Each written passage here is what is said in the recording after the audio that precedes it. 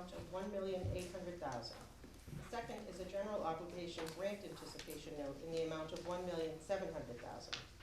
The proceeds of the bond anticipation note will be used to fund several projects, including the $1.1 million for Nantasket Pier dredging, $500,000 for the village fire station, and $200,000 for landfill capping.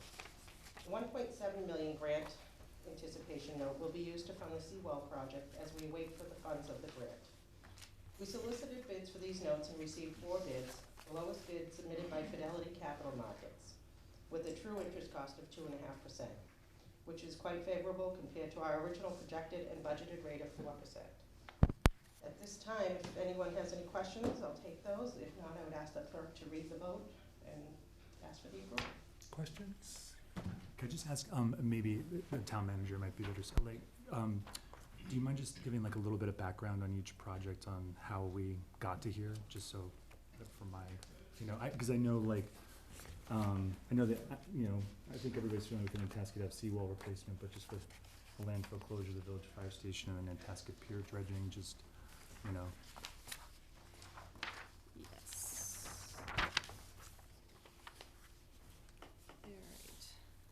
All right. Oh, I have the vote. Sorry, Eileen, do you want? I can chime in a little bit. So of the probably the simplest one is the Nantasket Pier dredging. Town meeting authorized that in May of 2022, and the total project cost at the time was estimated at 1.4. It's come in a lot lower, and we hope to get that done by the spring and get out of everybody's way by the boating season. The landfill closure, that's an ongoing thing. It's been going on for years. Probably won't be complete until 2032.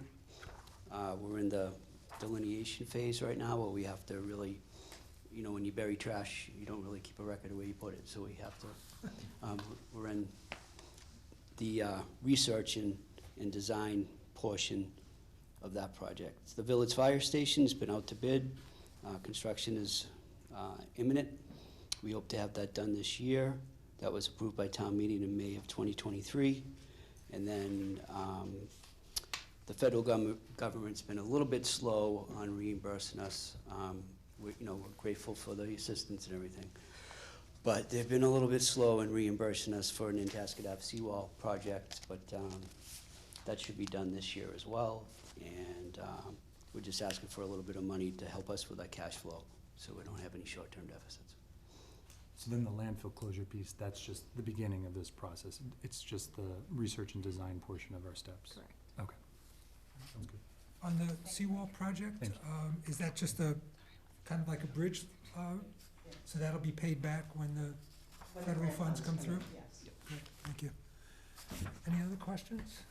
That was kind of my great questions, is just kind of a rehash, re-summary to just re-educate everyone on what's going on, and yeah, thank you. Any questions from folks? Seeing none, I will ask the clerk. I'll take a drink of water first, or? I, the clerk of the Select Board of the Town of Hull, Massachusetts, certify that a meeting of the board held January 21st, 2026, of which meeting all members of the board were duly notified and at which a quorum was present. The following votes were unanimously passed, all of which appear upon the official record of the board in my custody. Voted to approve the sale of $1.8 million, $1,800,000, 3.50% general obligation bond anticipation notes, the BANs of the town dated February 6, 2026 and payable October 30th, 2026 to Fidelity Capital Markets, a division of National Financial Services LLC at par and accrued interest, if any, plus a premium of $12,870.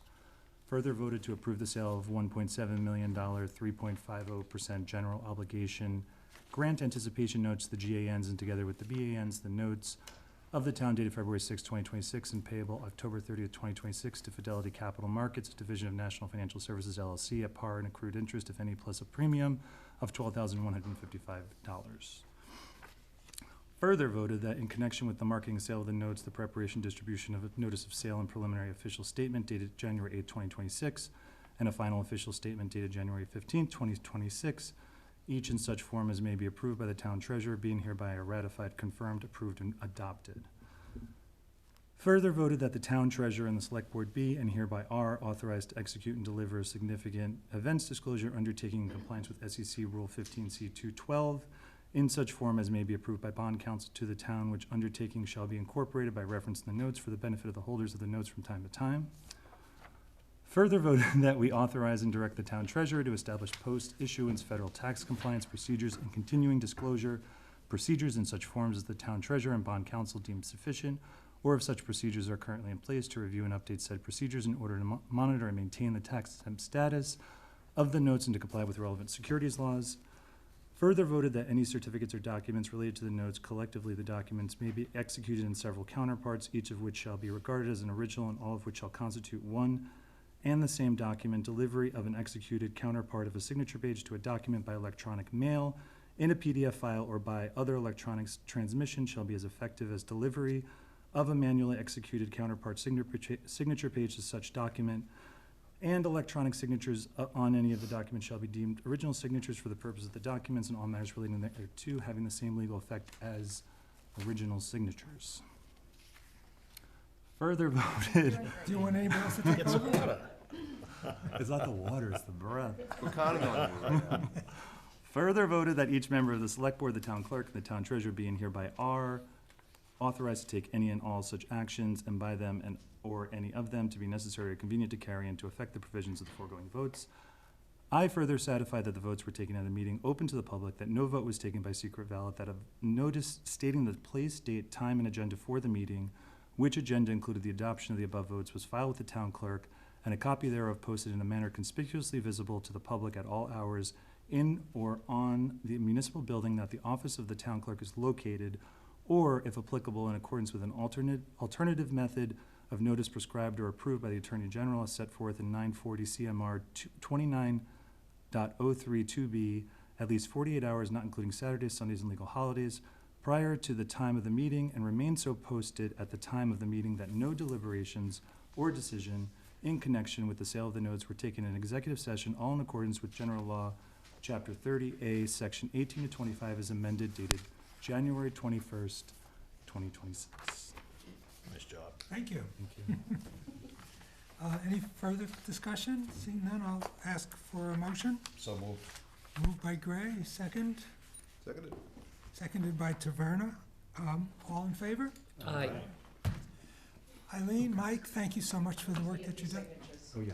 Yeah, we'll get you that. Thank you for getting some great rates through. Yeah, thank you for shopping around, and much We appreciated. have to do some signing. Absolutely. I think it's just me. Just you? You sign that one, we have to Oh, sign. you have to sign another one? Yeah. Or these. Yeah, just you on that one. You don't have to So, sign just a that. question, and What's that? same thing. Signing fast too. I don't know why I feel like in my mind it's easier just. It sounds like the funding is a certainty, right? Yeah, and it's just the slow paying. Yes. There's no concern over not getting funds. Thank you. Thank you. Do you want to send those down? Sorry, I'm a little slow getting started here.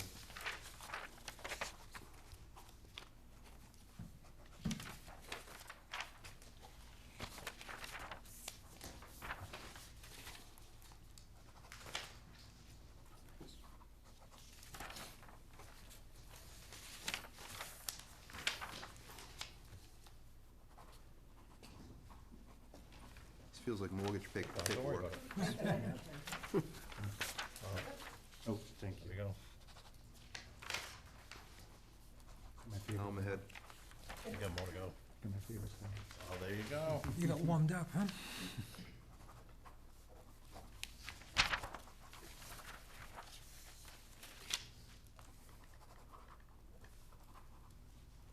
Leave no tree standing, huh? Yes, I know. Yeah. Lots of money, lots of signatures. 2.5% is a phenomenal rate It's amazing. in this market. Phenomenal. Wow. Everyone's saying Yeah, this nice work. as we Thank go. you. You must have done a lot of phone calling, huh?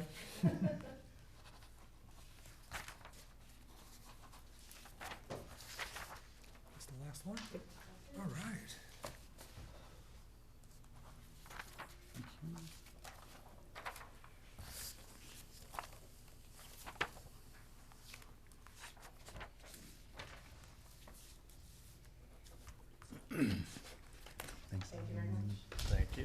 Thanks again, have a good night.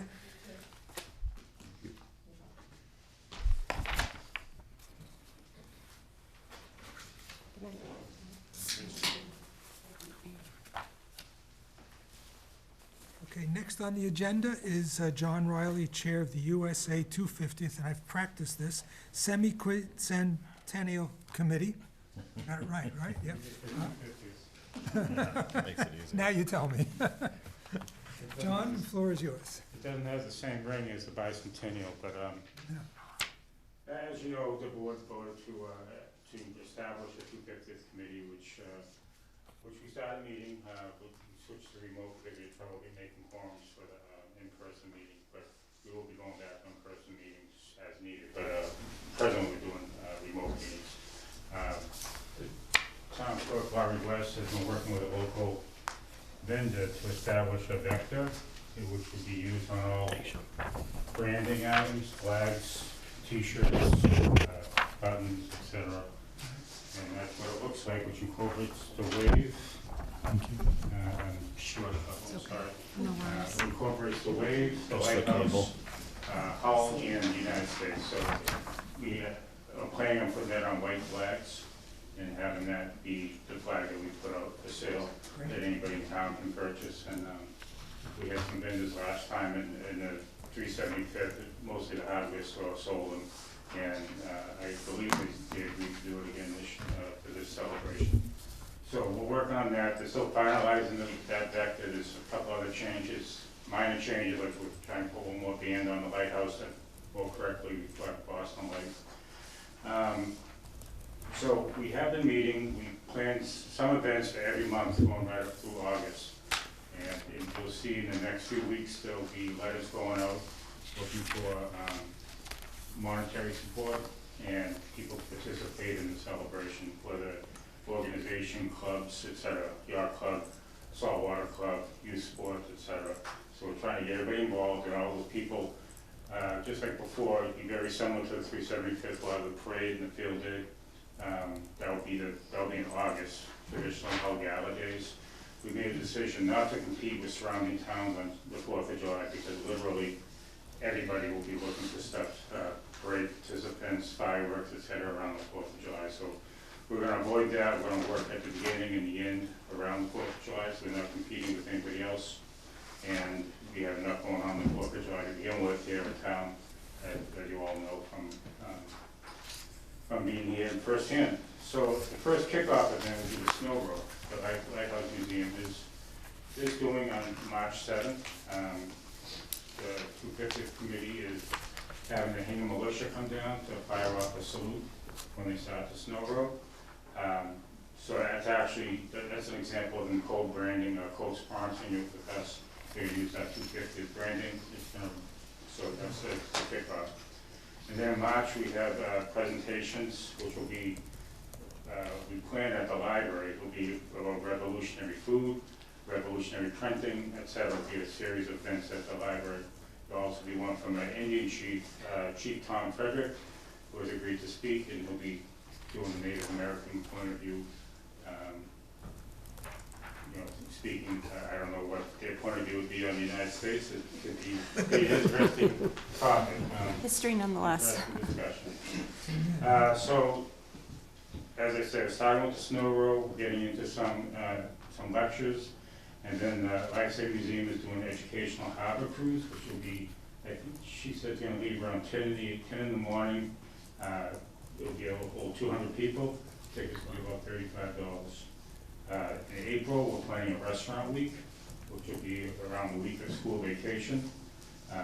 April 20th is Patriots Day, and we're sending a letter out to all the restaurants in town, asking them to be creative on whatever works for them. Maybe just an ice cream shop, do some type of, flavored ice cream or colorful ice cream. If you're a full-blown restaurant, maybe try to do a 3-course meal or something like that. But anyway, we're trying to get them all to participate, show some creativity. In the letter we sent, we gave some ideas, but it'll be up to each place to do what they want to do. April and May, we're planning possibly a tea party to reflect the Boston Tea Party. If you look back in Hull history, you see that there were back in the Victorian era, there were always some grand tea parties and whatnot going on in town. So we're trying to reflect on that. In May, No Place to Hate Committee will be doing their Stand in the Sand, which we're gonna co-sponsor and we'll be there in May before the parking lots out at Chargefield Park, and they usually do it down at DCR Beach. In June, around the 19th, which is Juneteenth, it's on a Friday this year, that's a holiday, so it's gonna be a long weekend, and this is gonna be up to some more theming, but it's gonna be a Patriot Pub Crawl, where, we did it back on the 375th, it was a Prohibition Crawl, and the participating restaurants might have go have a patriotic drink, something with a patriotic theme, some type of appetizer, and we'll go throughout town to whatever restaurants or bars want to participate in. In June, we're gonna have a gala dance and dinner. That'll be at the Boathouse, because the Life Saving Museum is in the middle, it should be completed by then. There'll be no light at the Boathouse down at the very far end point, Alton. There'll be plenty of parking, it could hold 100 to 200 people, so ticket sales will be limited on that. So when those do get published for sale, I recommend trying to get those. Let me see. There was, in July, there was some talk of a proposed display, storefront display with a prize that I believe the Chamber of Commerce will be sponsoring that. Right. Yep. Also on July 4th, we're planning on doing a public reading of the Declaration of Independence. My thought that could be either at the original town hall, if you're down at Memorial School by then, or up in front of this hall. And I think it's important to have that actual reading of the Declaration on the 4th. Also in July on the 11th, we're co-sponsoring Bastille Day with the Fort Revere, Friends of Fort Revere. And we hope, I've had some brief conversations with Judith Van Ham about doing one of the plays that was performed back in the bicentennial year. She has the script for that, and I think she said she had some costumes. We're gonna work on that. Could be also sponsoring a band. And Steve, like I said, these are all loose ideas that came out and people are brainstorming. Steve came up with a good idea about inviting the French soccer team that will be here for the World Cup in Foxborough, see if they wanna come down and support their country at our local Bastille Day, where Hull's probably only the town in the Commonwealth that really actually house the French Marines here, but we know there's some French Marines buried up there somewhere around the cemetery of Fort Revere, but we have a very special link with the Republic of France. We could rededicate the stone that they put up there back in 1976. So that'll be a great day, and it always is a great day up there on Bastille Day. Now on July 18th, that's the second time that they'll be having a carnival down the HRA property. They'll have one in June, but we're gonna co-sponsor with the Boosters and the carnival operator and have fireworks. So that's some of the prices, and it's still a lot of stuff up in the air. But that's what we're hoping to do, and that's what we're working towards doing. That'll be in July 18th. And August 15th will be the parade and field day that I spoke about earlier. I'll extend the invitation to the board to participate in the parade. You'll be the first ones, if you want to do it, you'll be the first ones invited. As far as the budget, we're still compiling all that stuff. We're trying to do it so if the town puts in money, a majority of that will be to start up the cost. Like buying flags, the town would purchase the flags and we get reimbursed by the sale of the flags. And that worked out pretty well in the 375th, so everything we do, we're trying to more or less just be the catalyst, the seed money to get the ball rolling, and with the sale of tickets, et cetera, we'll be giving it back to town. There's also, if people want to donate to the events, they can send something to the town of Hull here at the 250th celebration, and we put in a separate account. They'll go towards all these different events.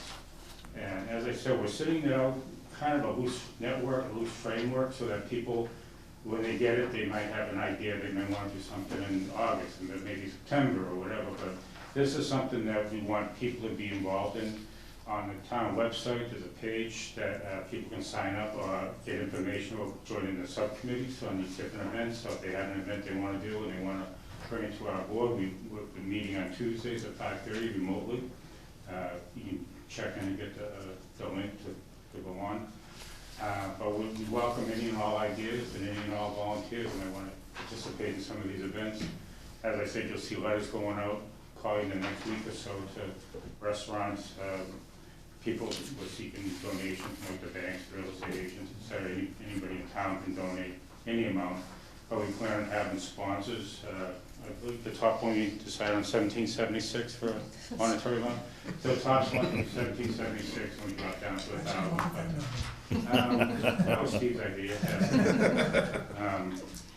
So there'll be an opportunity for anybody they want. Any donation will help out. And the parade, we're gonna invite some people to participate in the parade, but it's gonna be home-based again, just like the 375th, where we had local contractors along their flatbeds. We had youth groups, we had the yacht club, I believe the saltwater club. I think we should extend it all to either marinas, boat deals, whatever, have boats in the parade, whatever. So I think I'm not too worried about that. I think we'll get a good turnout on that. I think we'll have a good turnout on field day. People are already approaching about food trucks down there and different things. So we have a full agenda planned going into the year, and we welcome any and all ideas. And but you see it's starting to take shape, and we'll probably wrap it up within a month. We'll have everything rock solid as far as what we're going to be doing. And happy to answer any questions. Laurie West is the co-chair of the committee. She's been doing a lot. Like I said, about getting the flags ready and working on the background stuff. So, if you have any questions, either me or her, feel free. Kirk, thank you. It's very impressive what you're proposing. It sounds like you've been quite busy. So we're getting there. Very excited. Any questions for John? Just a comment, I can't think of a better person to help lead this charge. Thank you, John, so much. Yeah, I know you're a history buff too, so it kind Well, of, we got a few on the committee, but Steve knows quite a bit of history, Jim Lamke knows quite a bit of history. It's amazing how much history Hull has and how much, people don't realize that Hull played a vital role in the evacuation of Boston. Number one, the British left Boston in 1776 on March 17th, which is also St. Patrick's Day.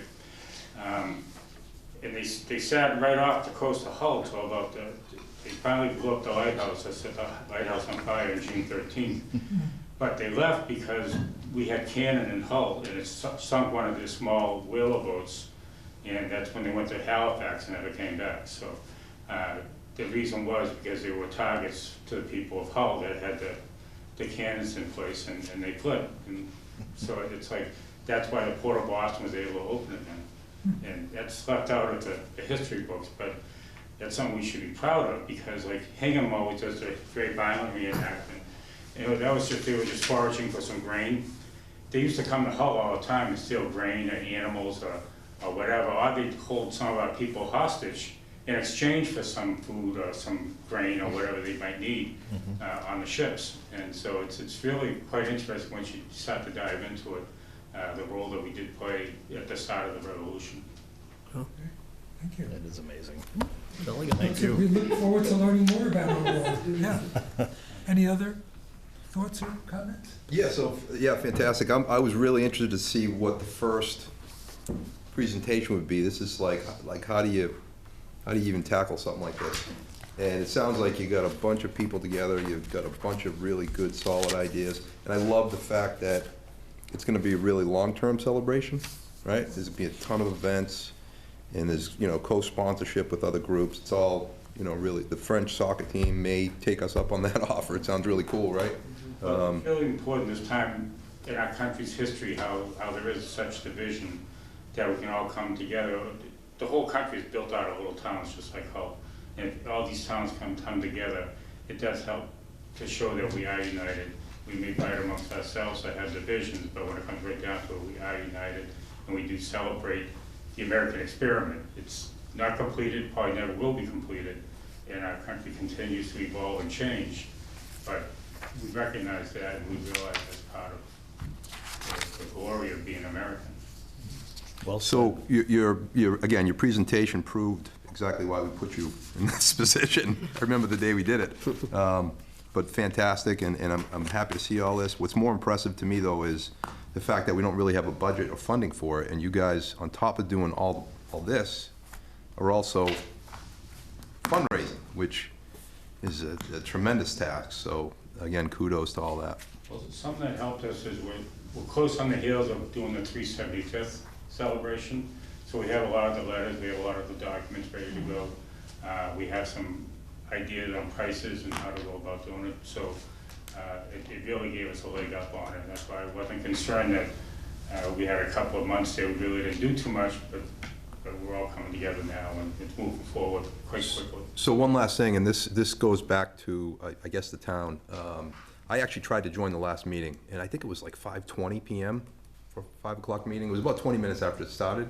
Was it But- 5:30 or 5? 5:30. Yeah, it was 5:30, and it was 20 minutes later, but the PDFs, when I go on the calendar, PDF opens, it looks like the link is highlighted blue, but when you click on it, nothing's happening. And maybe it's just my phone, I don't know. PDFs aren't clickable. Yeah, they're not clickable All right, so that's my point is, there's not an easy link to get on these meetings from the website in the town. You know what I mean? I will add that we are transitioning into a new website, and that is something that I did ask about. And I believe that the new website, once on that PDF, you will be able to click on. What's onto odd is it, I so- swear, I know that's possible because I've done it I don't before. know in this We current used to do- system used- it is, but the new one, so we're really looking forward to those. Good. I would swear I've done it before in Hull documents, Hull PDFs, but it seems to be a new issue, If maybe. it's not a PDF, you can click it, so maybe those documents weren't. Mm. Yeah, but if that's clickable, that'll make it a whole lot easier to get into meetings, that's great.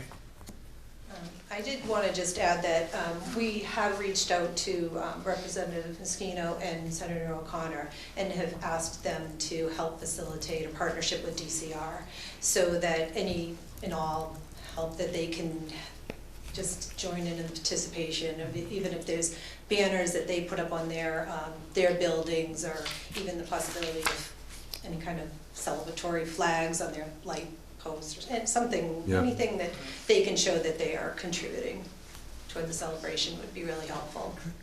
Jason? I just also wanted to say thank you for all your work and your effort and plans and putting so many different things together, and just wanted to offer just suggestions of not to do of, because with stuff like this, I know when you get a lot of suggestions, but it's helpful to have specifics and action. And so with the limited budget, just thinking, with my association with the Paragon Carousel and Whole Pride, with the carousel, we usually have our Derby Day in May, and I could see, we could talk about it with the board and everything, but see doing that maybe a little bit different and doing it Paul Revere style, and that could be something that we would, could take on, add to the list, but not, add to the budget. Same with the whole Pride group, where in June, we're always trying to think of different things to do besides the Pride celebration that aren't as heavy of a lift, and there are a couple, probably almost certainly gay, LGBTQ revolutionary heroes.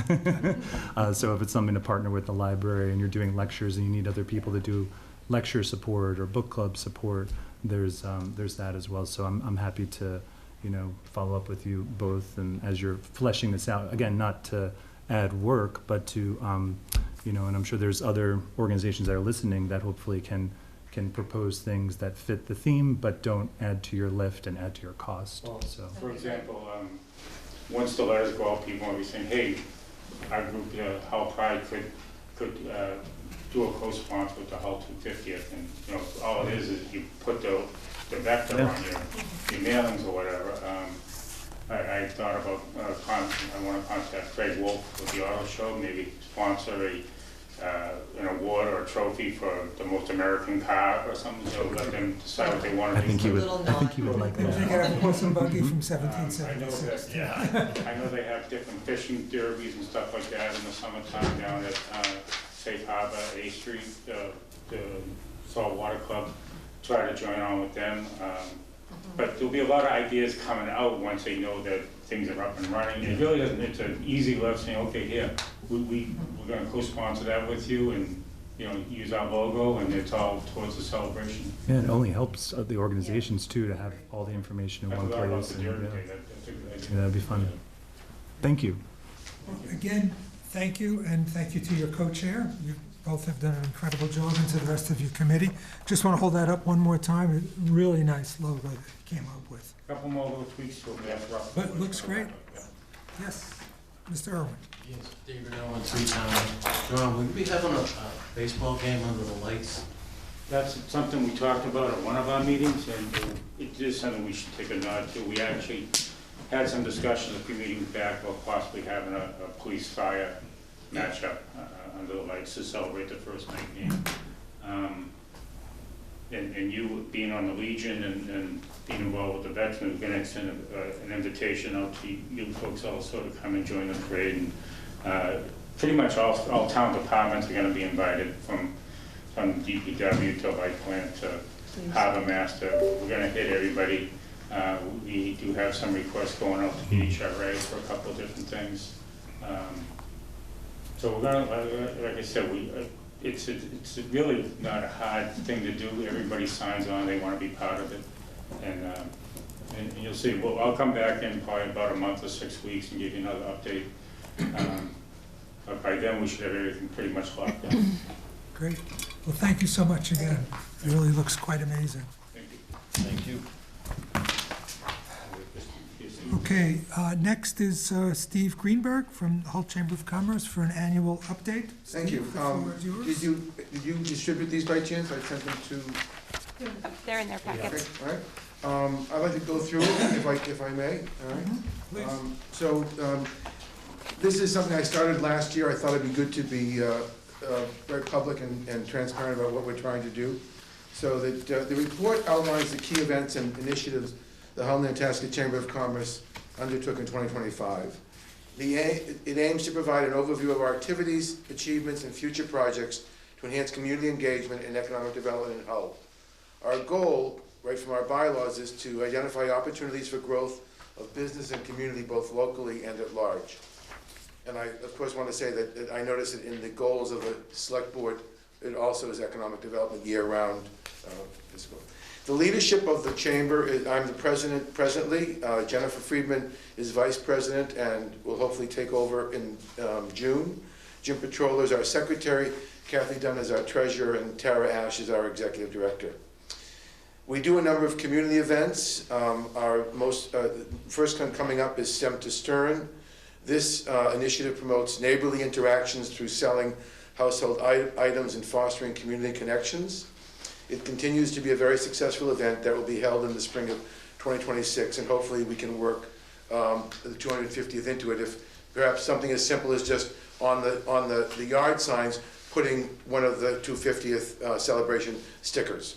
All right, so again, to Endless Summer, we attract more than 2,000 people. It highlights the community cooperation support from various stakeholders, including the town of Hull, DCR, Mass State Police, and local volunteers. This event continues to grow and evolve and has become one of the town's most successful events. This year's event will also promote a connection to the town's 250th celebration. Lastly, the Holiday Showcase, where we welcome 2,500 or so customers from throughout the South Shore who come to support local businesses and programs. The Chamber expresses deep appreciation to the Girl Scout troops for Hull for their support in singing this year, as well as to the Nantasket Beach Resort and all participants who contribute to making this a very successful event. Again, we're going to try and tie that in with the 250th also to continue, so people will know that we're proud of our heritage, and also that Hull is active and promoting itself. In terms of historical preservation, in collaboration with the Historical Commission, we continue to hope to have a town-wide historic preservation plan.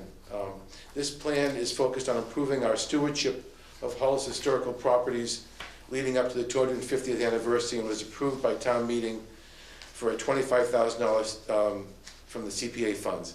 Unfortunately, Mass Historical Commission, who offered this 50-50 matching program, has chosen to postpone opening the applications due to some uncertainty in federal funding. We have heard, however, that funding might be available, and so we'll continually, keeping an eye on that. The first night baseball game, which we spoke about last year, the storyboard is now on Cadish Avenue between A and B Streets, with a plaque recognizing the contribution of SABRE, the Society for American Baseball Researchers. Photos and a story about this event were included in the SABRE International newsletter, which was sent to some 7,500 members. That's That's the kind of pinpoint target marketing I'll talk about at the end. All right. Preliminary plans for the event, for an event for the 250th with the local Sabre chapter are in the early stages and hope to include a Fenway Park storyboard stroll and baseball lecture by Herb Crean. He's an expert on baseball history and former Holonian who worked with us on this original project.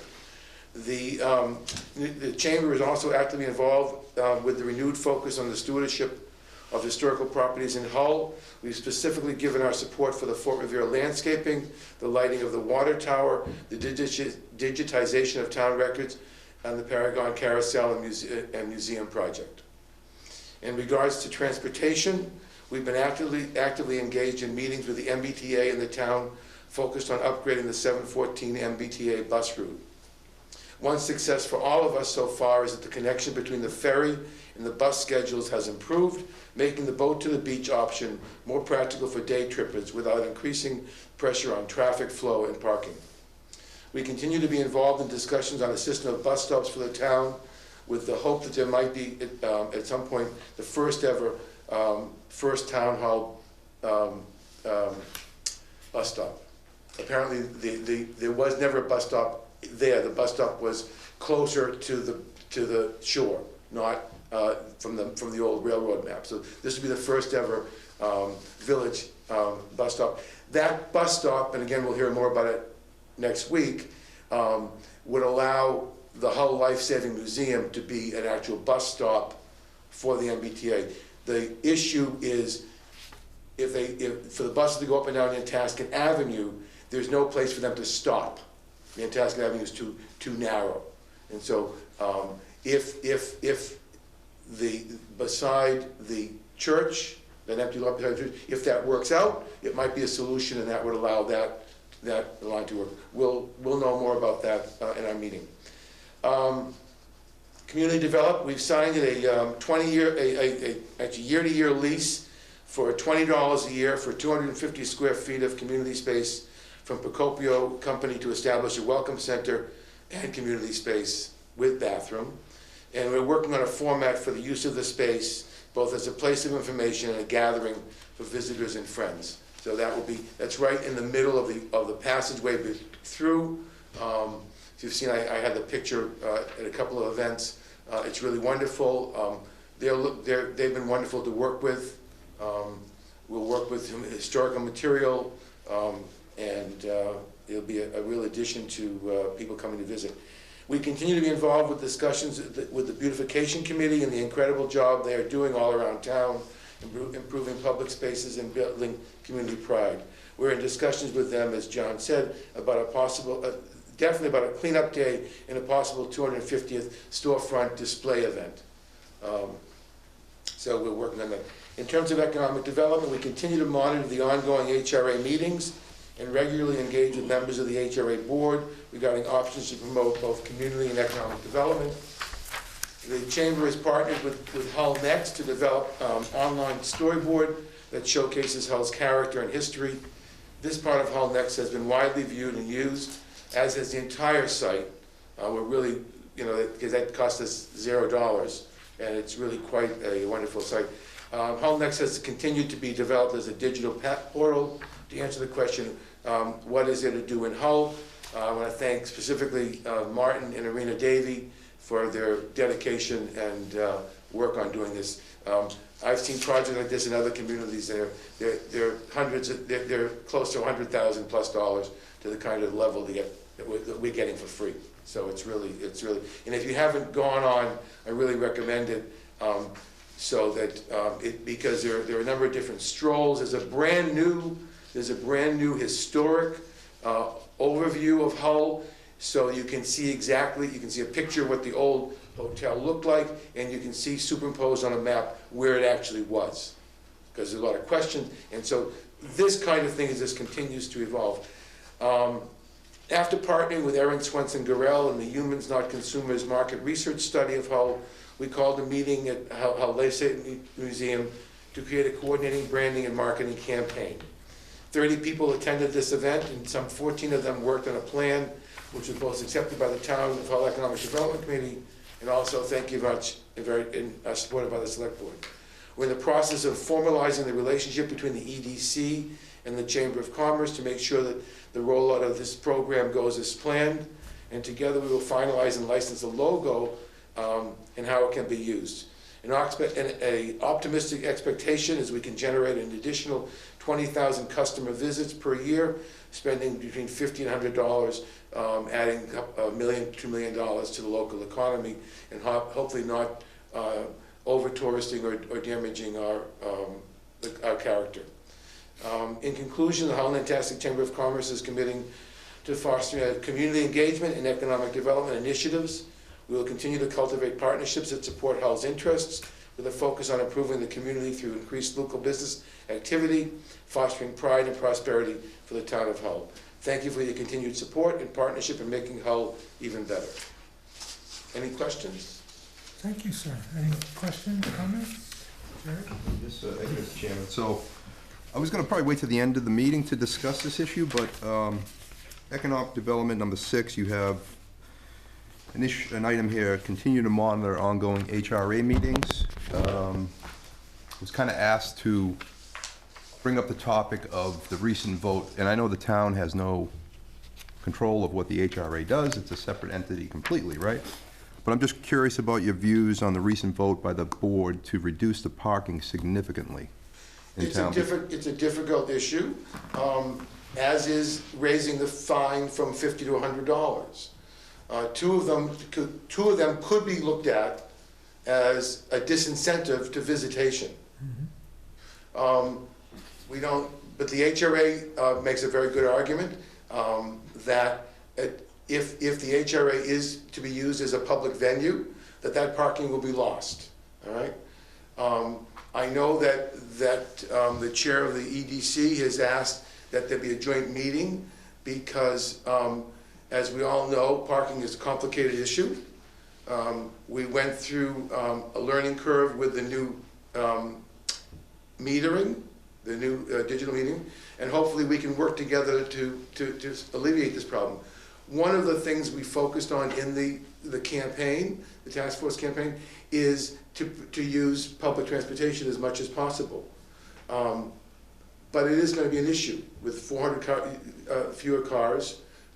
It's going to be an issue, and it's going to be an issue that we need to discuss together. The chamber, we know there are some bad habits in terms of our visitors, meaning that they don't tend to shop here. They tend to, my sense is that many people who come to visit the beach pay their $15 to park at the DCR, bring their food, take their trash and go home. In which case, all we really get from that interaction is congestion and traffic. And most places, tourism, you know, you can put a figure on, not of, let's say, $5 a person, which is probably what we're getting if, say, 3 people per car, okay? But they look to get $50 to $100 per person. And so we look long-term to change that. Not quite sure how we change it, except by perhaps giving them more products, more diversity of products. That's what the task force is looking at. That's what our target marketing is. The first target market is the Society of American Baseball Researchers. 7,500 people who would come to take a day trip from Boston, we think, to see where the original field was. All right? People in that organization have been known to travel the world looking at not only the major league ballparks, but the minor league ballparks. They're even into looking into cemeteries where people are buried. We think it'll be an attraction, and we think it's the kind of person that we've identified in the task force that we want. Person looking for history, person looking for passive recreation, walking. By the way, we particularly are interested in people in Hull. This is for everyone here and at home. The people in Hull to invite their friends who they invite every summer to come visit, to come on a beautiful day, to meet you for a walk in Hull and go to lunch in Hull, and to see if we can, if they can use the Hull Next app and enjoy themselves and find out about the history. This is a great point. There are times when my friends, my age, will go golfing, and then they'll go out to lunch and spend a lot of money in another town, and I tell them, no, I'm not gonna go meet you. Why don't you guys come to Hull? And I think that, you know, the program that we envision is a very controlled, very focused. In other words, the next target group in my mind is the 332 members of the American Civil Engineers Society who are gonna go bananas over the restoration of the first above-ground water tank. Because that water tank and tower represents technological innovation, as did the first lights, as did the first lighthouse, as did the first electric train, all right? Water tank? The water tank was in the evolution of ferrous concrete, basically concrete reinforced with steel. We had discussed this before, Okay. now I remember, yep. So it was a mistake. So they had used steel reinforced concrete in Niagara, at the Erie Canal. And then they said, oh, it worked there, can we do it vertically? And they did it, and the idea, and I forget the gentleman's name, was to put the steel towards the outside to act as a net to hold it in. The problem was that the steel temperature affected the steel differently than the concrete, and the expansion and contraction popped the front, which is exactly what happened on our water tower, right? And they learned from that to put the steel in the middle of the concrete, and that's why today we have skyscrapers. So I apologize, Mr. Chairman, but your job is to cut him off after 2 minutes. So getting back to my point, if I could, very quickly, though, the chair of the Economic Development Committee has some, very valid concerns. And I was gonna bring it up when John was speaking. I didn't think it was probably the right time at all. But, here we are planning multi-month celebration to ask people to come to the town of Hull. I see it's a valid point, and I think it should be discussed. And I think a communication's been made, and she's waiting for a response for basically a discussion here in this room with people like this board, and maybe the 250th, and maybe the HRA. And again, the HRA is gonna make their own decisions, and I heard all their valid concerns, and they're all, I understand the argument very well, but I think this is also a valid concern, and it warrants a discussion at this level, just to make the HRA, and again, I don't have a firm position either way, but I think a good discussion would maybe enlighten everyone on the subject. And, does the 250th have any concerns that there isn't, we've just reduced parking? And again, that's for the beach, I get it, but in theory, on a busy day, that's gonna overflow a little bit into parking areas throughout town. I think it's a long-term strategic decision that we need to make and decide on how we're going to approach the market. No, I'm talking about for this year, though, you know what I mean? For this year, They voted already, is my point, they and I get voted it. already, and Yeah. I believe they're gonna apply for a license for a certain number of cars. Yeah, which speaks to the urgency of hopefully setting up a meeting for We would be willing to be us there to at any discuss time. it. Hopefully, Absolutely if the willing to chairman be sees involved. fit, yeah. Okay, Thank you. great, thank you. John? In the past, we had given the chief of police, who was in charge that day, the authority to expand the parking limit to get cars off the road, because otherwise you will have them parking on Topics Road, et cetera, and just causing a log jam. I think he had to do it a couple of times when it was perfect days, when there was an overload, if they expanded it, but I think at that time it was only a couple hundred cars in addition to what they were parking, so it would have to be a system worked out, and the HRA would have to agree to it, that, if it is one of those days, they will allow a temporary increase, the town will allow a temporary increase, and it'd be up to whoever's in command of the police department that day. It's a great point, John. I think what they're planning to do, if I'm correct, is to not open, or not use the big lot. The big lot won't go up for bid, so that would be open and available. So I think this is the discussion we'll have when they come before us for the permit. So anything else about the chamber? Yeah, just quick, thank you, Steve, I appreciate it. Very thorough on what you went through. As a business owner, I especially appreciate it. Also, too, is when they set the agenda meeting, says Steve Greenberg, Chamber of Commerce regarding annual update. I was struck by that.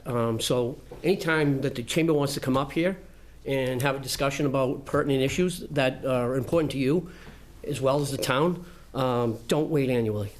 Come, if Okay. it comes to it where you're having a time to get on the board, call me. I appreciate that. No, Yeah. I've never had a problem, and Okay. I did this last year, and it popped up on my computer, and I said, I think it's a good way for me to put my thoughts together, and for the chamber to really begin to focus. Great. Well, thank you. It's nice to see what the chamber's doing and how you're forward-thinking and And if looking I- at what's possible, so And thank again, you. if I can, please, all you viewers, if it's a beautiful day out there, invite your friends to take the boat to the bus, to the beach and back, have lunch, have breakfast, and let's see how this works. Let's see how this works. If we would like to see 20,000 more people, in other words, in the 100 days, not just the 20 days, and we should start with our own friends. So it's the 3 Bs, the boat to the bus to the beach. Boat to the bus, to the beach and Gotcha. back. Okay, thank you. Next is Hull Pride Co-President Re the Rainbow Run, 5K road race scheduled for Saturday. Beth Langriff could not be here, but her very competent co-chair,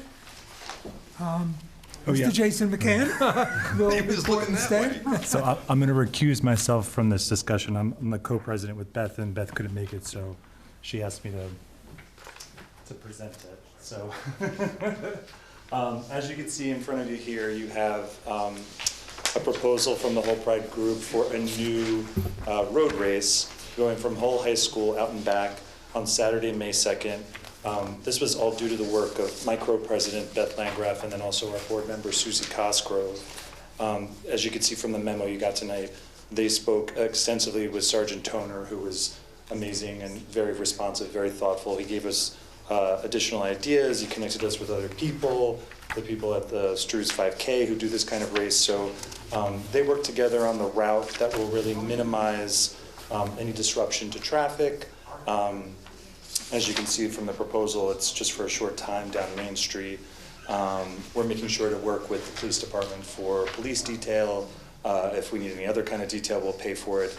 And any other proceeds that aren't spent on the event itself will go, we're a nonprofit organization, it'll go to the organization which primarily funds our year-end diversity scholarship for a Hull High School senior every year.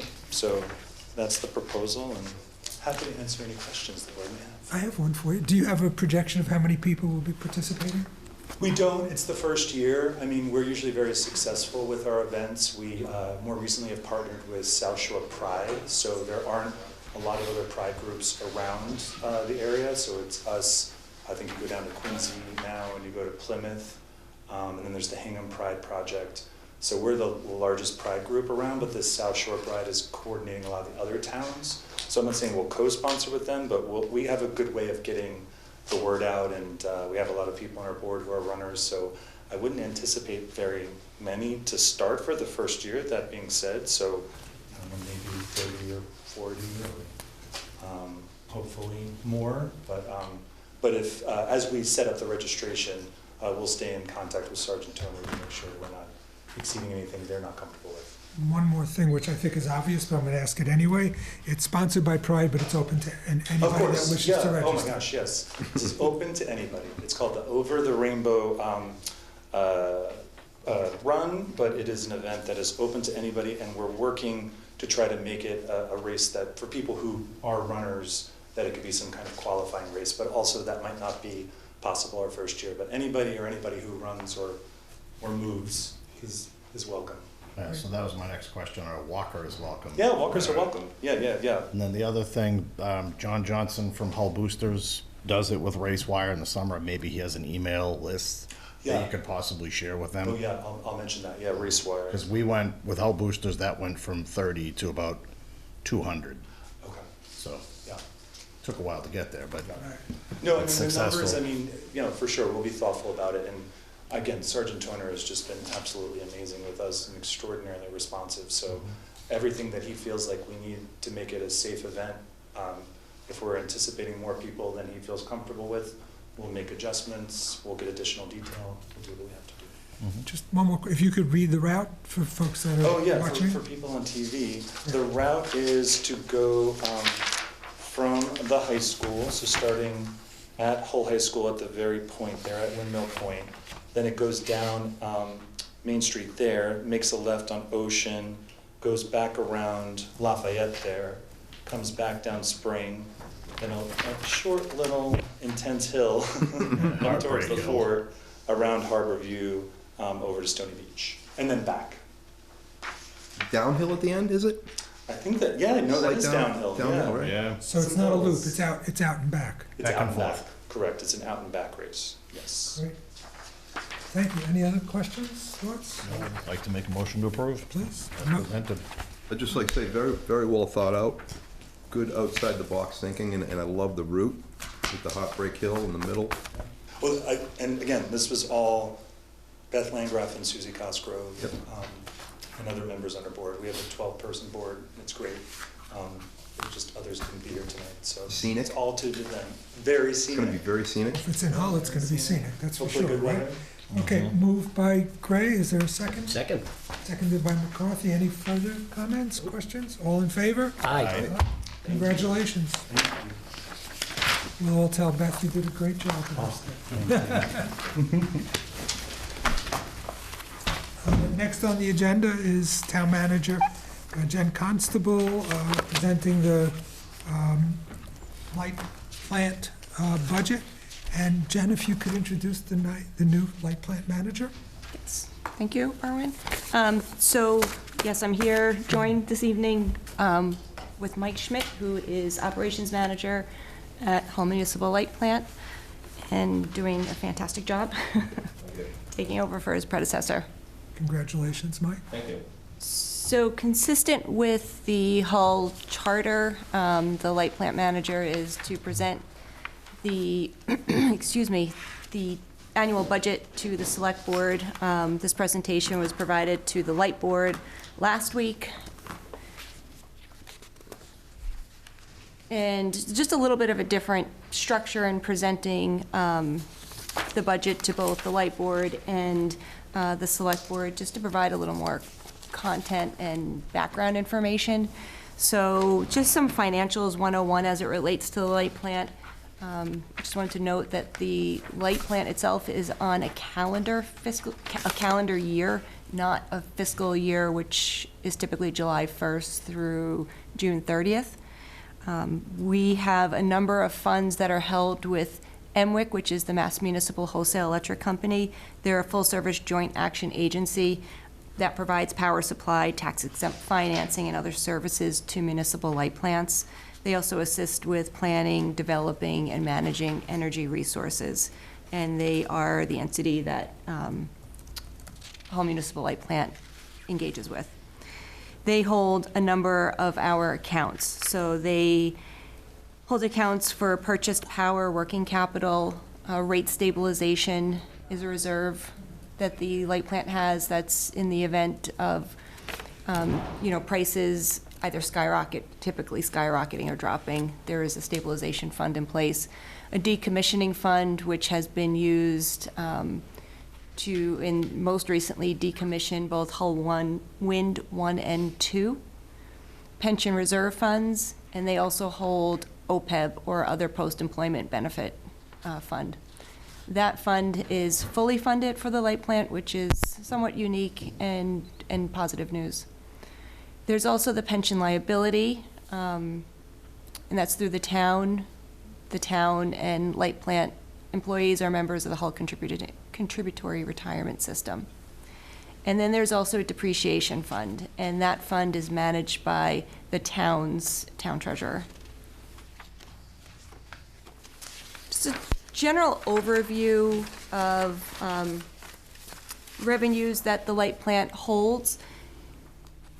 There's been some information, and I'm presenting this slide just for clarification. There's been information that the light plant has been running in the red in the past couple of years. That's not actually accurate. One of the reasons that it appeared that way on some of the budget sheets was the town does have the town generators, and those were being paid essentially forward. So it appeared that we were overdrawing our accounts. We've since adjusted how the generators are being paid for, and so that won't appear to be running in the red from a month-to-month perspective. This past year, the light plant did increase its rates, and part of the reason for that was the recommendation to increase its cash on hand, which enables it to be in a better position to finance new projects. At the time of the presentation from MWIC, the Hull Municipal Light Plant, I believe, had about 100, and I don't know if you recall, Mike, 160, 180 days on cash. As you can see from the presentation, the minimum recommended cash on hand is 150 days. The preferred is 250 days cash on hand, and excellent status is 365 days cash on hand. So the Light Board just voted to increase the rate to just a little over 4%, with the goal of having 365 days cash on hand by 2027. But to put some perspective on it, the projection for 2025 with the rate adjustment would put the light plant with 213 days cash on hand, again, close to that preferred status. And that estimate also assumed a $550,000 capital expenditure.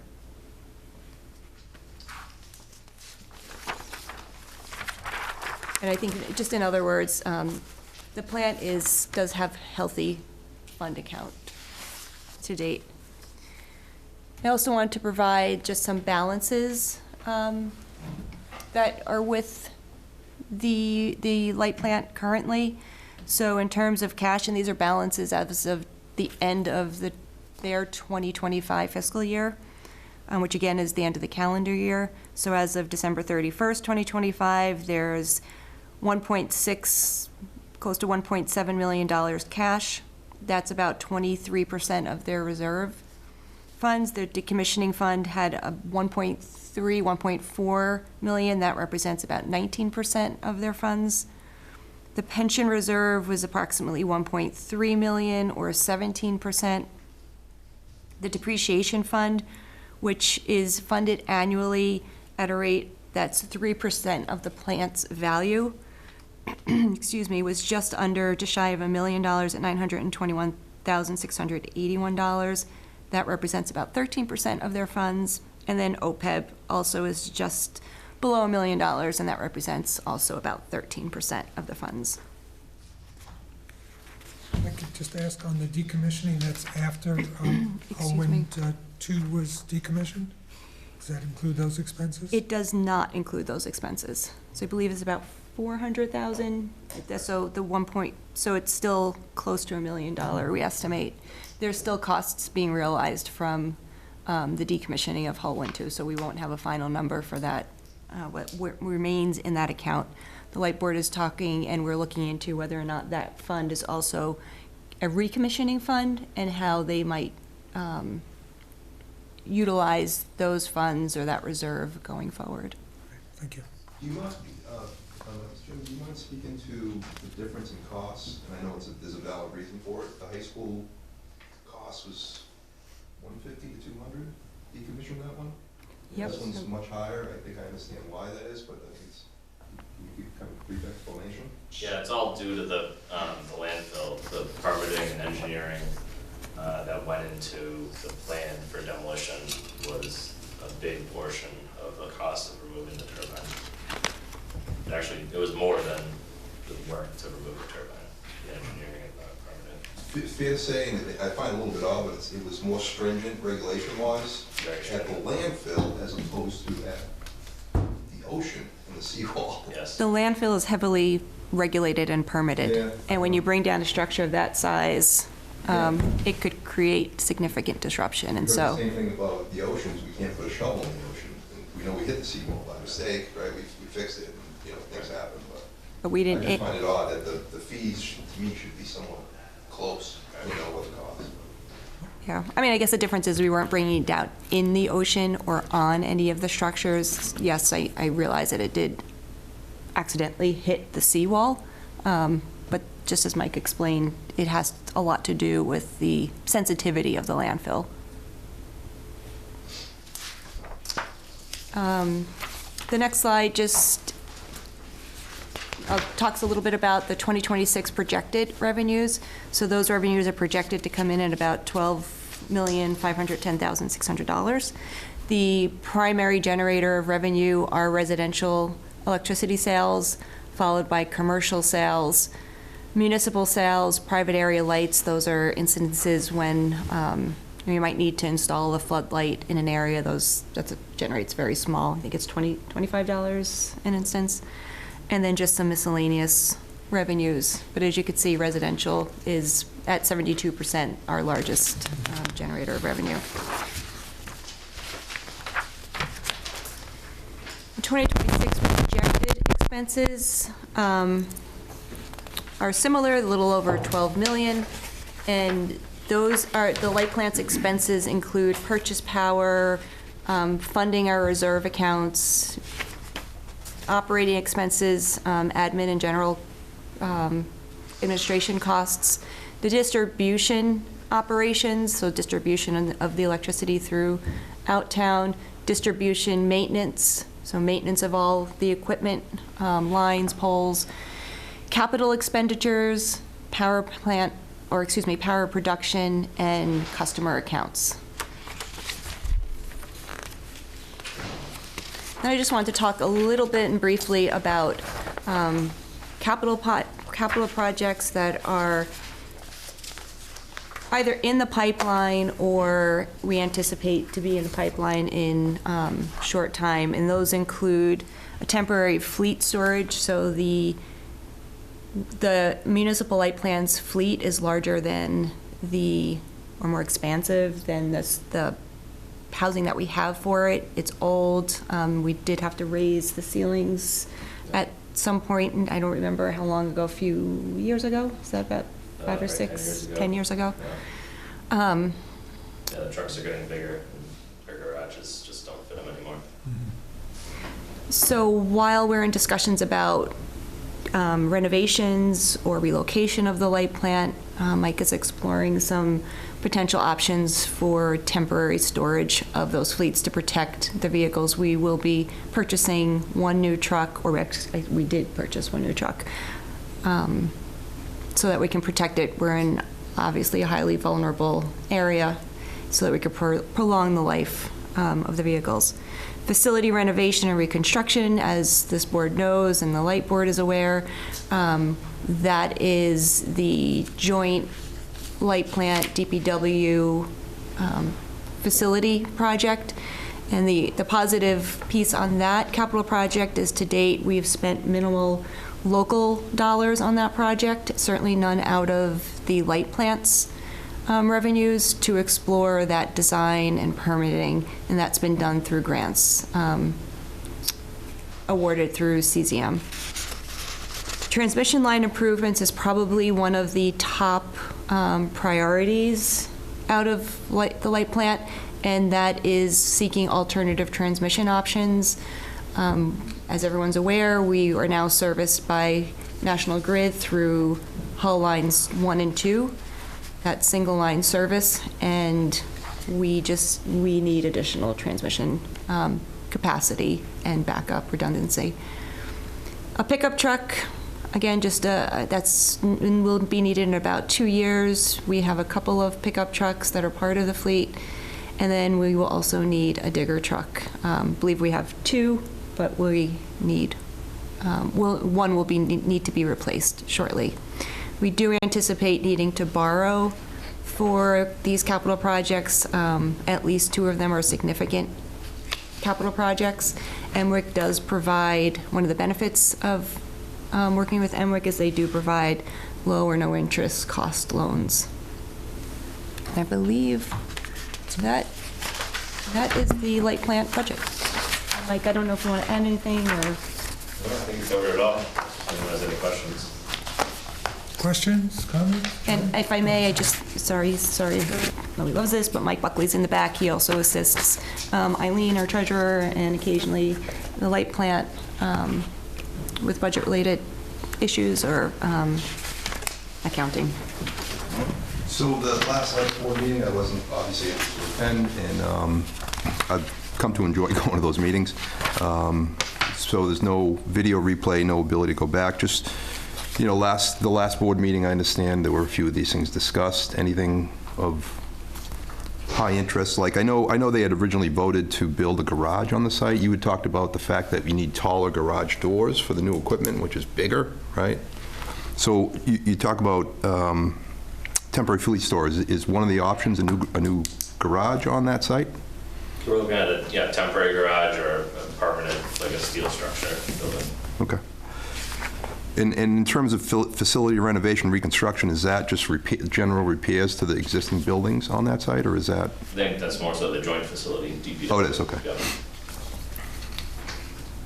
Okay, cool. And just curious, I understand that Chris had a presentation to the light board at this meeting.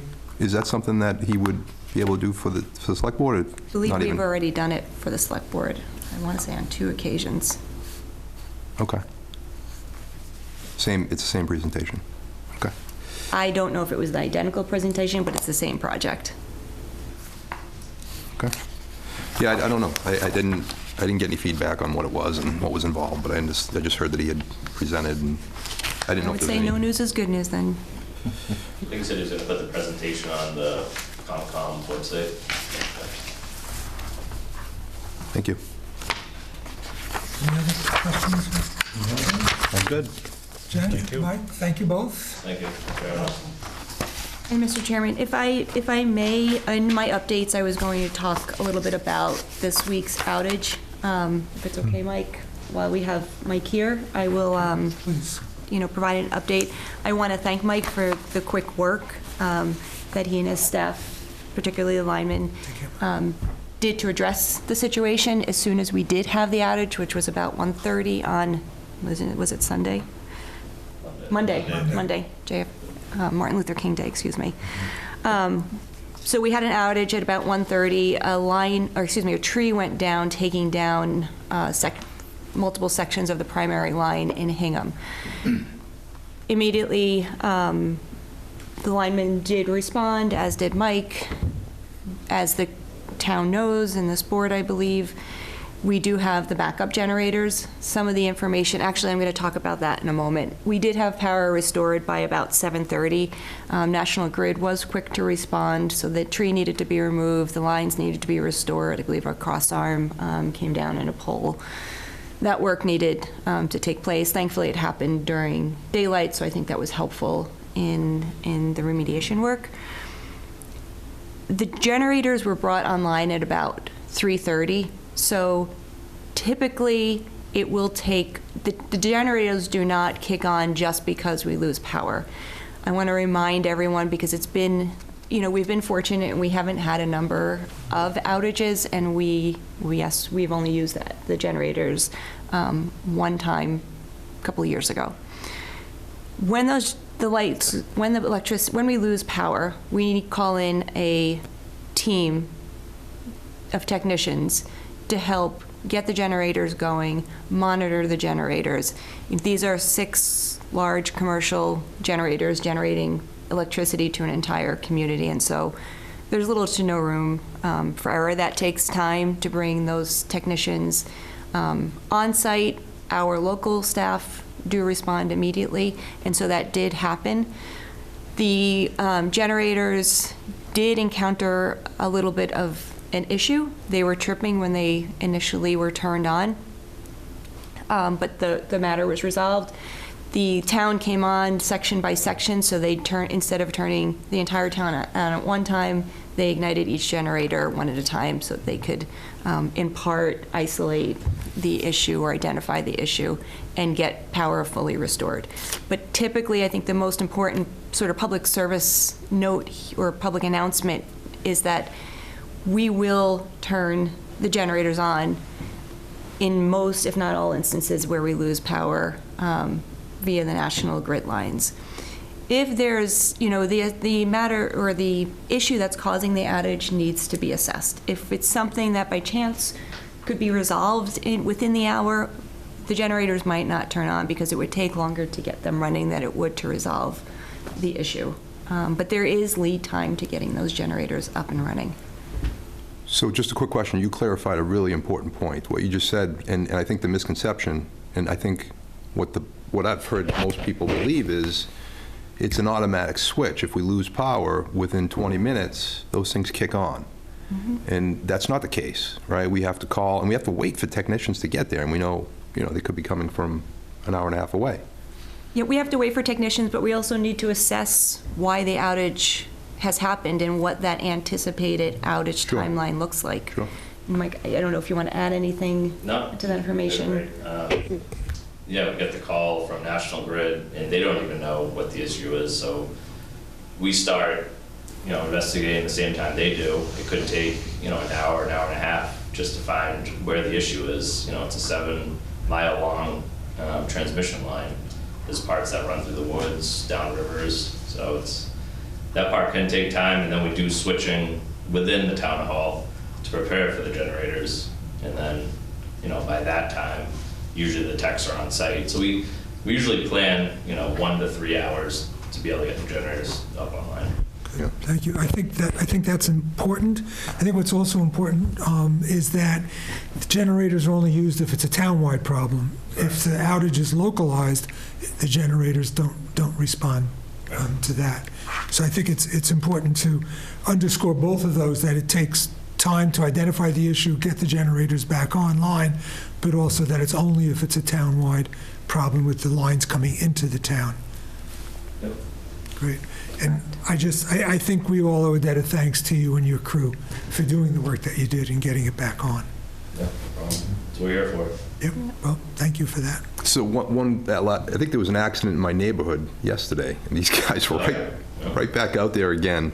The car took a pole out, freezing cold, fire department, police department, those crews. And I also wanted to bring up, I think I just saw the weather forecast, minus 16 degrees on Saturday.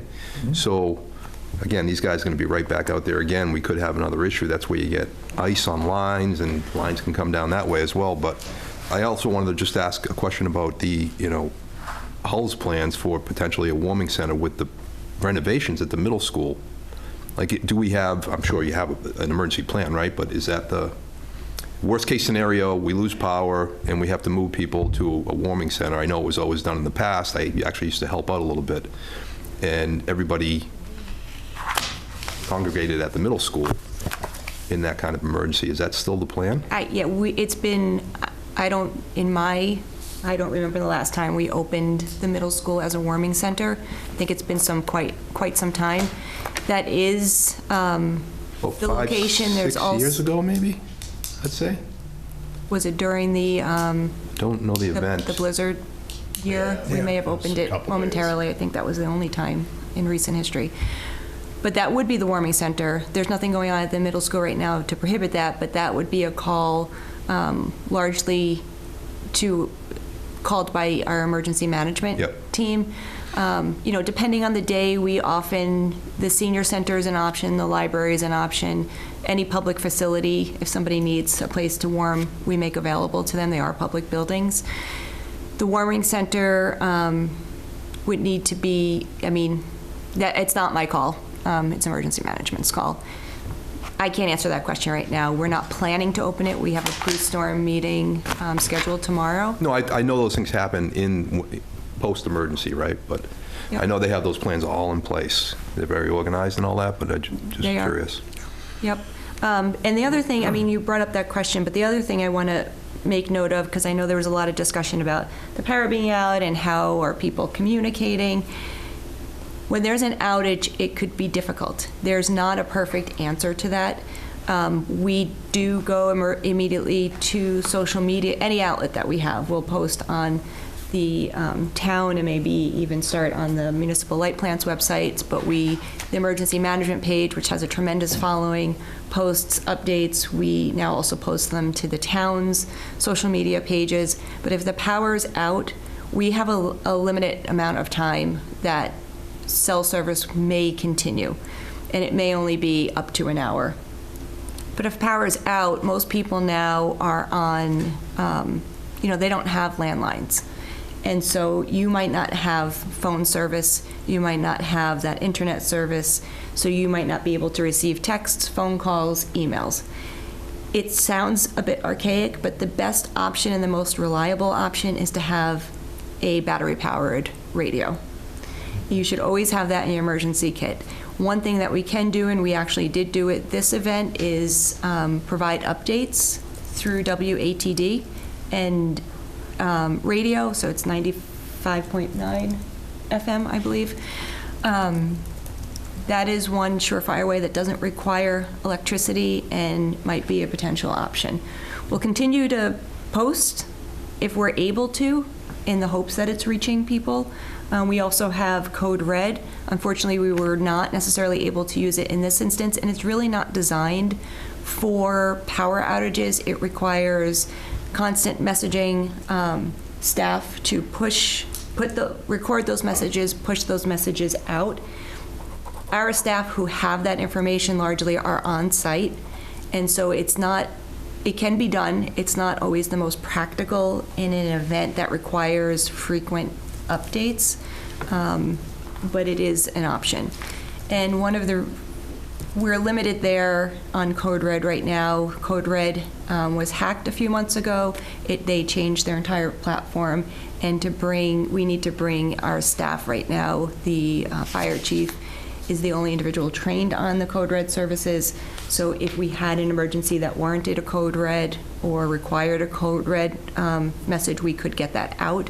But most of our staff, I shouldn't say most of our staff, there are multiple staff members that are trained on Code Red, and we need to get that training, and we're working on that.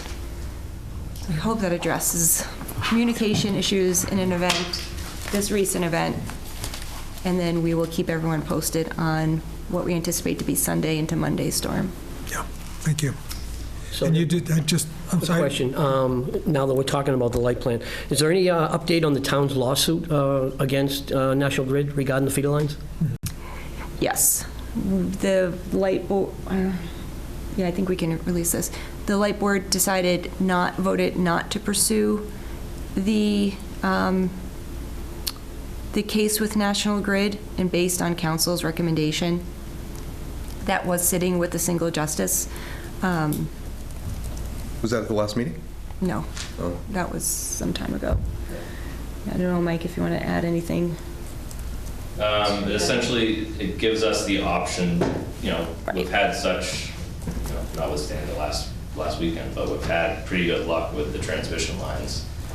So bringing it to a single justice, they're gonna look at, whatever the outage has been since you brought this lawsuit, and there really wasn't much to show. We haven't had any, in fact, since we filed that, and that's one of, Regarding the age of the lines, though, I mean, I think that's the, So he recommended not pursuing it, because if we do have a major catastrophe and multiple outages during a year, then we can revisit it. He said, basically now, we don't have much standing in court. so, and if we weren't successful, we wouldn't have that option to come back. And Ngrid has no plans that we know of to upgrade the transmission line? None. as No, Pat- I mean, as and- Pat Cannon said, they consider us as one customer. It's unfortunately the truth. Yep. I think that's the grounds of the lawsuit, and also added that the lines of, 98 years old? Yep. That's I mean, that's they- unacceptable, and really, to me, if I was a juror on a case like that, and I lived in a town that had feeder lines coming to town that were 98 years old, I think I know how I'd vote. Yeah, so in this case, that was part of the consideration. There wouldn't have been a jury. This would be up to a single justice to make the decision. And it's us, it's not even that it's so much us versus a major utility, but we wouldn't be able to demonstrate the damages in that time period. They can and would be able to demonstrate the work that's been done, although it's not replacing these lines. They can clearly demonstrate that they have done work effective enough to help mitigate future outages. So tree clearing, line maintenance, there have been a series of repairs that National Grid has done on the lines, although they haven't been entirely replaced. It's also one of the reasons why the top priority capital project is identifying alternative means of transmission to Hull. Great, thank you. Anything else? Nope. Okay. Thanks, Jen. Thanks, Mike. Thank you, Mike. Appreciate it. Next, we have one approval. Mike McGurl, Executive Director, Hull Life Saving Museum, the Harbor Illumination to be held on July 25th, 2026. So moved. Moved by Gray, second. Seconded by McCarthy. Any further discussion? All in favor? Aye. It's unanimous. Thank you. We'll go on to updates, town manager update. So we already talked about the power outage. I did want to just put an announcement out there that the town is looking for plow drivers and will be instituting an incentive of $1,500 for new plow drivers that will be paid out at the end of the season, provided they provide plow services. If they contract with us, it's been very difficult to get plow drivers for a variety of reasons, and that's not unique to Hull. Yeah. If anyone is interested, they should contact the DPW department. I have a pickup truck, but I don't have a plow. Would you provide the plow for me? No. I can make that kind of deal. Well, No. if you ride around, you see pretty much every town has a sign. Just a question. Yeah. Yeah. How many plows do we have and subcontractors? Not Roughly. many. Not many. 10, 12? Not many. Okay, so be patient, everybody. Yeah, thank you. And I will say that, yes, please be patient because our crews do a good job, and they are out there until the roads are cleared. We had people coming in. We had our director pull out his plow to do work in this past storm. So they are doing what needs to get done to get the roads safe. And there is a method to how they plow roads and which roads get plowed first. So yes, if you're able to help by, it's been a long time since we've had significant snow. If you could help shovel out your hydrants. That's important. Please check online for parking restrictions. Winter parking restrictions are in place, and my understanding is that people have not been following them. So please know what those limitations are. Yes, and just be patient. I've always been impressed by, since I've moved here, I guess almost 15 years ago, by far the best kind of plowing response of any place I've lived. Albeit this is the first place I've lived in New England, but I have lived in other places with snow, but I'm always impressed. The second I think, oh, has it been a little while, that, too long, maybe I'll give somebody a buzz, it's done. I'm very impressed by what DPW does with that. They're a committed They crew. do a great job with the plowing, for sure. Great, thank you. I also wanted to let the board and the community, I suppose, know that we did have a very nice visit from the Lieutenant Governor today. She spent about an hour and a half with town staff. We had the commissioner from DCR down along with her staff and the undersecretary, I believe, from EEA. We had a highly productive discussion. We did a number of site visits, so we toured the reservation. Also to make note that this Commissioner LaChapelle is relatively new to DCR, so she's been in the position for 7 months so far. It was a pleasure meeting her, and it was great to have staff put eyes on projects. We talked about the reservation, we talked about the two-way road project, we talked about the climate resiliency work that the town is doing, as well as DCR's recent vulnerability assessment. We, Rep. Moschino and Senator O'Connor also joined us. Rep. Moschino talked extensively about the Point Allerton seawall. We went right up to the seawall so that everybody could put eyes on it, as well as Fort Revere, to demonstrate the work that's needed up there, as well as the work and the investment, the local investment that's been made on that site. So, as I said, it was a very productive meeting, and I anticipate continued conversations and a continued strengthening of the relationship between the administration and DCR and the town. We talked about the carousel. Oh, yeah, oh, good. Did the site visit include the hockey rink? Decrepit, It run down? did not necessarily include the rink, but it is coming down. It is. Yes. Anything else, Jen? I'm sorry, that's all I have. Great. Just a few things. So the Waterfront Access Study Group met last week. So the members of the Waterfront Access Study Group, we saw the presentation at the end of the summer. They want to continue under the leadership of Scott Taylor and David Kellum, who are the two at-large appointees that we had. And they met with, had a good meeting with Jen as well.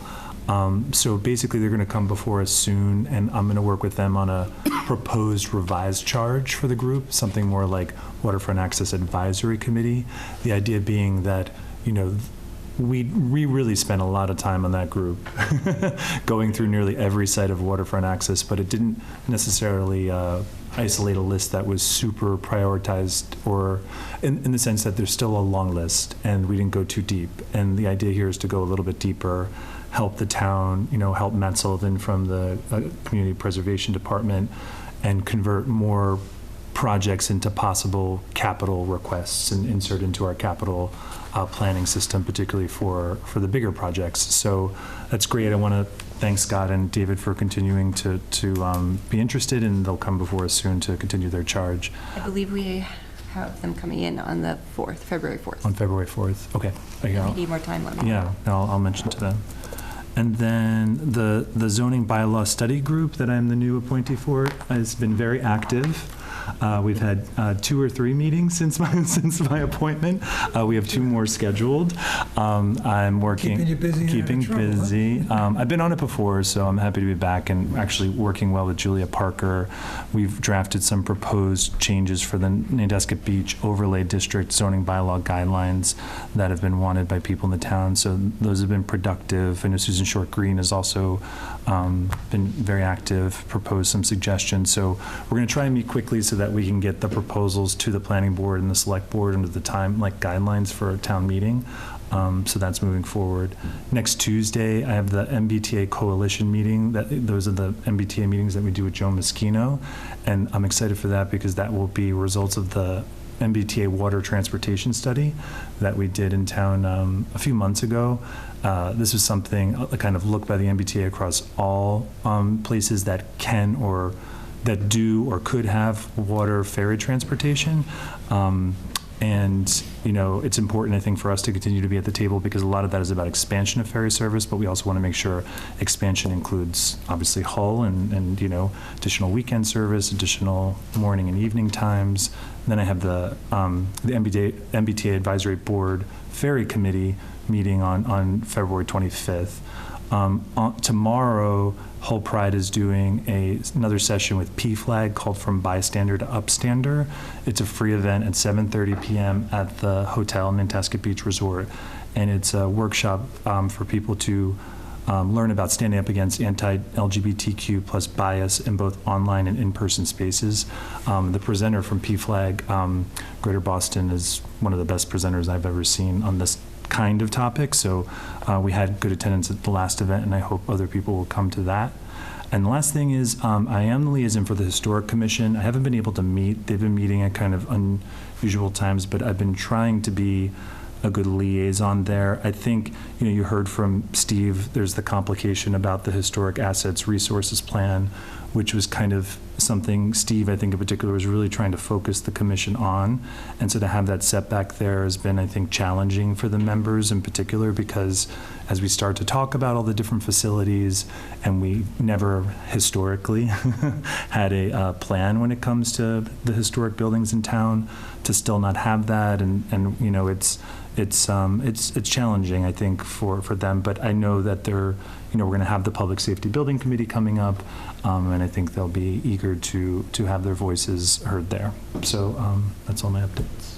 I just have a question. Couldn't we start that group with the CPA money that was funded?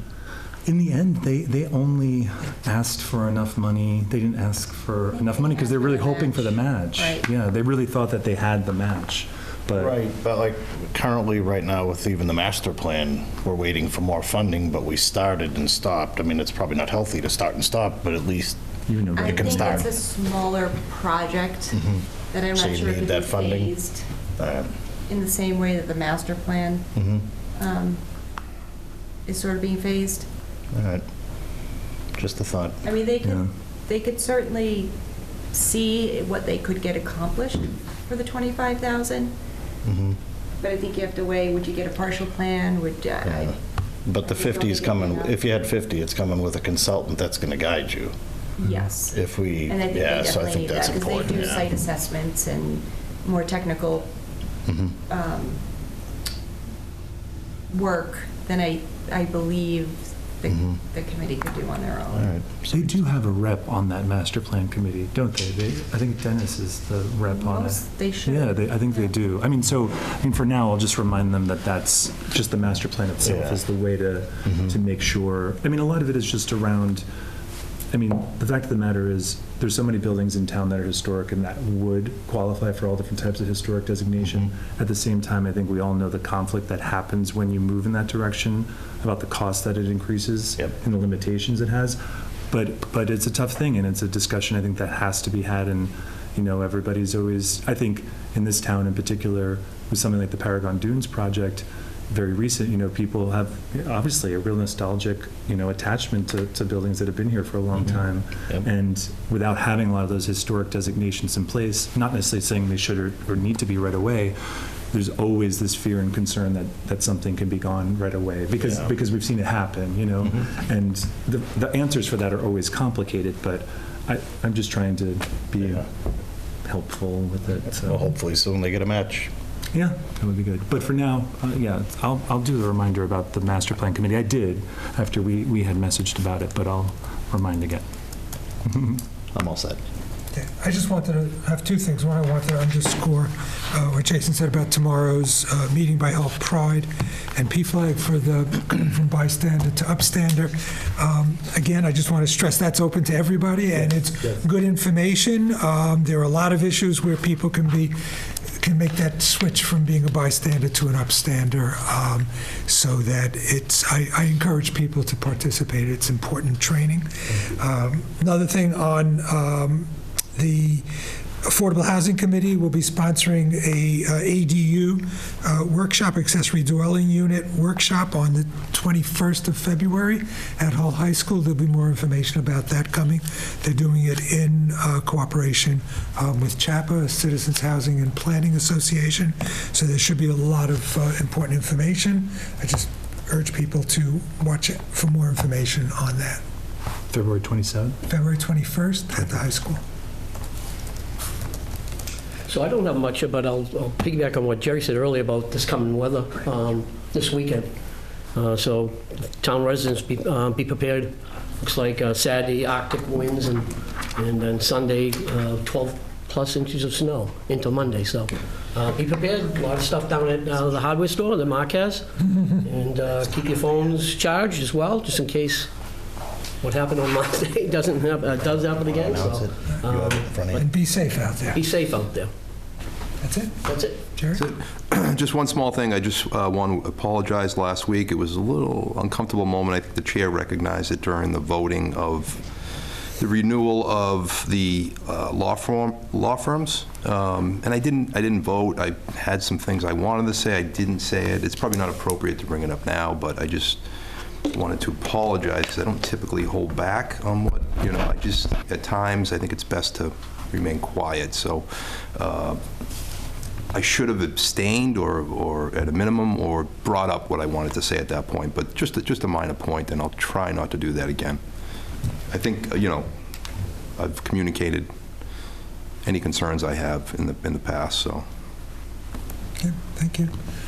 Anything else? I'll entertain a motion to adjourn. There's one. Oh, I'm she has a sorry. I want to make a quick comment. For the Park and Rec, by tomorrow, if not at the latest, on Monday, there will be 3 positions open: a camp program director, assistant camp program director, and how many camp counselors? It depends on what we get for registrations, but it's up to 25. Okay, so up to 25 camp counselors. So Really? for anybody That's great. that's looking for summer work, feel free to take a look at the website by next week. And they need to be turned in by April 21st, so there's plenty of time.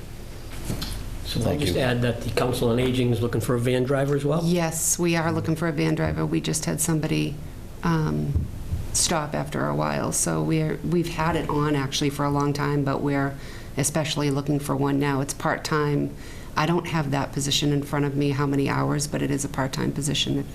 If you're interested, take a look at the website. It's on there. Just one more thing. Jen, what's the date, the closing date for citizens petitions for town meeting? It's on the website. It is on the Middle of February, I think, right? It's- Okay, we can just tell folks to look for it on the website then. But it's coming up mid-February, I believe. One more thing before we close. So Jen, we did get that email from you regarding Ware River Water. They're having a presentation on January 28th. Does anybody want to join me? Because I'm be the there. liaison, I'm on the Citizen Advisory Board for the Ware River. It sounded like an invitation to the whole board, It right? did sound like an Yeah. invitation to the whole. Not to I'll put be out of pressure on town, so I anyone, can't but join you. I don't think it'd be that long. It starts at 6 o'clock. I think it's, is it the 28th? I think that's what I I believe. I remember Yeah, saying that that. sounds right. Which would be a Wednesday? Next Wednesday, I think. I can't see that 28th being is a- next I can't see Wednesday. that being a 3-hour meeting. you know. Yeah, no, I don't see that. I'd love to go with you, but I'm going to be out of town. I'm sorry. I'll be thinking. Way out of town. Yeah, I mean, if we ended up doing that, the only reason I say we'd have to post, right? Yeah. Yeah. I might not be in town. I Good point. plan not to be, knowing that we had this meeting switched, so. Yeah. Okay. So that's two of us that won't be there. So, but if three show up, then it Yeah, should if be you want to posted. go, yeah. I'll buy you a beer after. Sounds like a Does plan. that make it worth it? Yeah. Okay, with that, I'll entertain a motion to adjourn. Motion to adjourn. Okay, moved by Gray, seconded by McCann. All in favor? Aye. Aye. Meeting is adjourned.